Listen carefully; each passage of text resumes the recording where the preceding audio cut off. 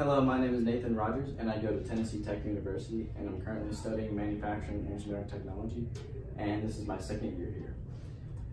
So today I want to talk to you guys about engine oil, and more importantly, I want to talk to you about how to change your oil yourself. So to preview, we're going to talk about why oil is important, choosing the correct materials to change your oil, and how to actually change your oil. So why is oil important? So oil is the key to making your engine run efficiently. It lubricates the moving parts inside your engine. It helps keep your engine from overheating by dissipating all the heat. It also helps keep your engine clean if you change it frequently. The oil actually takes all the dirt and grime through the oil filter and then comes out clean again. And keeping your oil changed can also help improve fuel economy. The fresher the oil, the more slick it is, and it reduces friction inside your engine. So step one, you want to gather your materials. So go to your local auto parts store and you want to choose the correct viscosity of oil. You can find that in your owner's manual. You also want to get the correct oil filter, which is also in your owner's manual. And you also want to consider the mileage of your car. Some oils are designed specifically for cars with more miles. Like this oil, for example, is protection for engines with over 75,000 miles.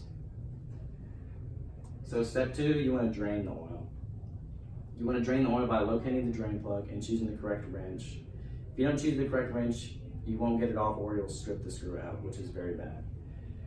So next, actually before you completely unscrew the drain plug, you want to put the drain pan under it to avoid a mess. And now you want to remove the old oil filter and make sure whenever you take the oil filter off, the old seal comes off, otherwise it wouldn't seal when you put the new one on. And also, sometimes they're at awkward angles and it could dump a bunch of oil out, so you want to make sure to clean that up to avoid a mess. So step three, you want to replace the drain plug and oil filter. So first, once the oil is done draining, you want to wipe the drain hole clean to get rid of all the dirt. There could be dust on it or sand that could damage the seal. And then put the plug back in. And next, you want to I always fill my oil filter with a little oil to give the engine a little burst when it first starts back up. And then you want to clean the mating surface of where the oil filter is actually going to seal. And also you want to lubricate the seal by putting some oil on it so it goes on correctly. And make sure you do it hand tight, otherwise you might not get it off next time you change oil. And step four, you want to refill your oil. So locate your owner's manual and it tells you how many quarts to add to your engine.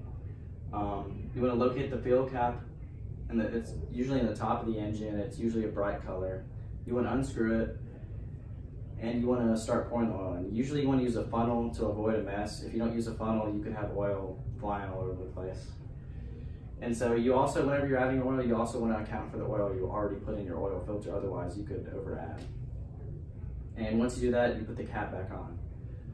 So now you want to start the engine, let it run for a little bit, look underneath it, check for leaks, make sure everything's good, and then shut it off and let it sit for a little bit, and then you want to check your oil to make sure it's good. Usually the dipsticks look like this. There's a hole here and a hole here. Anywhere in between those two holes is good. So now let's summarize. So first we talked about why oil is important to your engine. We talked about how to choose the correct oil, and then we actually talked about how to change your oil. Draining the oil filter, and then adding the new oil. And here's my work site.